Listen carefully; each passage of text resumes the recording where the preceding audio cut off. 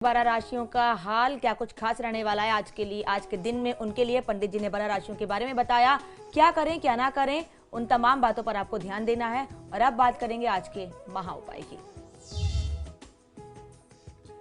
जी, आज मैं आपको बताने वाला हूं कि आपको वार के अनुसार यानी दिन के अनुसार कौन से व्रत किस दिन करना चाहिए, यानी व्रत उपवास आप कब किस तरीके से करें। सप्ताह का हर दिन जो है वो बेहद मंगलकारी होता है और आप अगर हर दिन के हिसाब से अपने लिए कौन सा वार शुभ है और कौन सा वार अशुभ है, अगर आप इसको जानकर के व्रत करते हैं तो निश्चित ही बहुत अच्छा लाभ ले सकते हैं। उपवास के द्वारा हम मानसिक, शारीरिक और आत्मिक शांति को प्राप्त कर सकते हैं यदि सही तरीके से किया जाए तो। इसी के साथ ये रोग व तमाम हर प्रकार की व्याधियों को दूर करता है। हमारे दिनचर्या में, जीवन में जो एक व्यतिक्रम हो जाता है, एक अनियमितता आ जाती है, उसको भी दूर कर सकता है और बहुत ही सहज तरीके से आपको सफलता दिलाता है, क्योंकि आप चुस्त दुरुस्त होते हैं, आप चार्ज होते हैं, आप हर तरीके से शुभ ऊर्जा से संयुक्त होते हैं।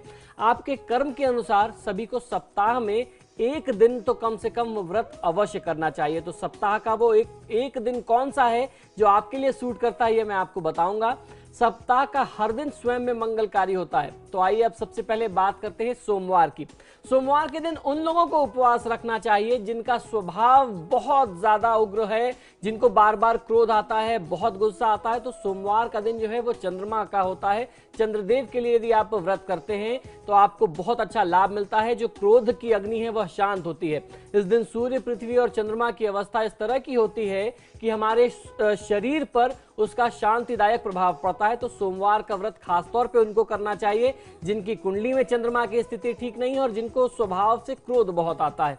अब बात करते हैं मंगलवार की। हर कार्य में मंगलकारी परिणाम प्राप्त करने के लिए मंगलवार का उपवास रखना चाहिए। यदि आपकी कुंडली में मंगल की स्थिति बहुत अच्छी नहीं है, आप बार बार चोट चपेट, एक्सीडेंट और दुर्घटना का सामना करते हैं, कोर्ट कचहरी का सामना करना पड़ता है, तो ऐसी परिस्थिति में भी मंगलवार का व्रत आपके लिए बहुत शुभ होगा। अब बात कर लेते हैं बुधवार की।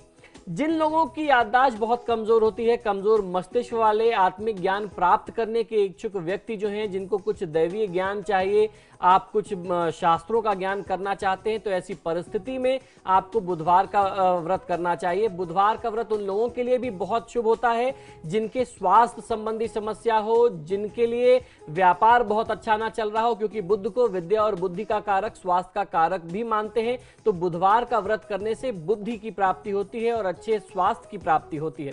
अब मैं आपको बताता हूं कि गुरुवार के दिन किन लोगों को व्रत करना चाहिए। जिन लोगों की संकीर्ण मानसिकता होती है, जिनको कहते हैं कि किसी को अक्सर लोग कहते हैं कि इनकी बहुत छोटी मानसिकता है, उथली मानसिकता है या छिछली मानसिकता है, ऐसे लोगों को गुरुवार का व्रत करना बहुत अच्छा लाभ देता है। गुरुवार के व्रत करने से आपको जो है वो धर्म कर्म की प्राप्ति होती है, आपको धन की प्राप्ति होती है।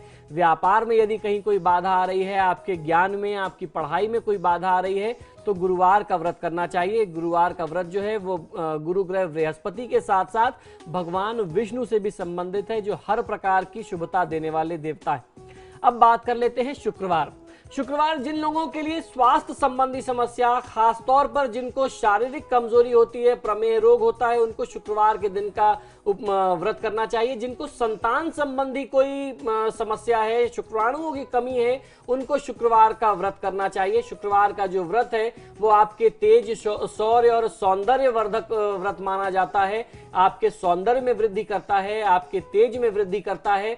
और जिन लोगों को सांसारिक चीजों की आवश्यकता होती है, यानी जिनको जीवन की सभी बड़ी चीजें चाहिए, जीवन के सुख चाहिए, जिनके भौतिक सुख चाहिए, लग्जरी ऑफ लाइफ जिनको चाहिए, उनको शुक्रवार का व्रत करना चाहिए। जिनकी कुंडली में शुक्र प्रभावित हो, उनको शुक्रवार का व्रत तो अवश्य करना चाहिए।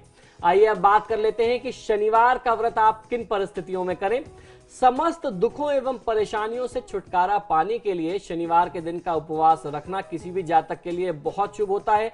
जिनकी कुंडली में शनि की स्थिति ठीक ना हो, शनि की महादशा चल रही हो, शनि अशुभ भावों का स्वामी हो या शनि की 7.5 और ढैया हो, तो ऐसी परिस्थिति में भी आपको शनिवार का व्रत करना बहुत अच्छा लाभ देता है। अब बात कर लेते हैं रविवार की। रविवार का दिन जो होता है वह सूर्यदेव को समर्पित है। अच्छा स्वास्थ्य, और अच्छे तेज के लिए, अपने समाज में मान सम्मान पद प्रतिष्ठा प्राप्ति के लिए, राजनीतिक सफलता प्राप्ति के लिए, अपने कार्य क्षेत्र में यदि आपका प्रमोशन रुका हुआ है, इंक्रीमेंट रुका हुआ है, आपके तेज में कहीं ना कहीं से कमी आ रही है, परिवार में आपको बहुत ज्यादा सम्मान नहीं मिलता, आत्मा से मन से आप दुखी रहते हैं, तो ऐसी परिस्थिति में सूर्यदेव के लिए आपको रविवार का व्रत करना चाहिए। आपको ध्यान ये भी रखना है कि केवल एक दिन के उपवास के लिए पूर्व में किसी भी तैयारी की आवश्यकता नहीं पड़ती है। एक दिन का उपवास कभी भी किसी भी अवस्था में किया जा सकता है और ऐसा उपवास रखने से दूसरे दिन, अगले दिन आपको करना यह है कि सुबह मौसमी संतरा, गाजर और लौकी के रस या सब्जियों के सूप के साथ आप यदि उपवास तोड़ते हैं, दूध के साथ उपवास तोड़ते हैं, तो आपको बहुत अच्छा लाभ मिलता है। और उपवास में प्रयास ये करना चाहिए कि तला चना इस तरीके की सारी चीजों को आप अवॉइड कर सके। जितना आप सात्विक भोजन करेंगे, जितना आप फलाहार करेंगे, वो आपके लिए बहुत अच्छा है। नींबू पानी पी करके या शहद और नींबू का रस पी करके अगर आप व्रत करते हैं तो आपको बहुत अच्छा लाभ मिलता है। ये हमारे शास्त्रों का मत है। इस तरीके से यदि आप व्रत करते हैं सप्ताह में एक दिन, तो आपको हर प्रकार की शुभता मिलती है। तो आपके सितारे में हमने बात की 12 राशियों की, 7 दिनों की, किस दिन आपको व्रत करना चाहिए, कौन सा दिन आपके लिए शुभ है। हमारे दर्शक जुड़े, उन्होंने अपने भविष्य के बारे में पंडित जी से जाना। पंडित जी बहुत बहुत धन्यवाद आपका हमारे स्टूडियो में आने के लिए, हमारे दर्शकों की जिज्ञासा शांत करने के लिए। तो आपके सितारे में आज के लिए फिलहाल इतना ही, दीजिए इजाजत, नमस्कार।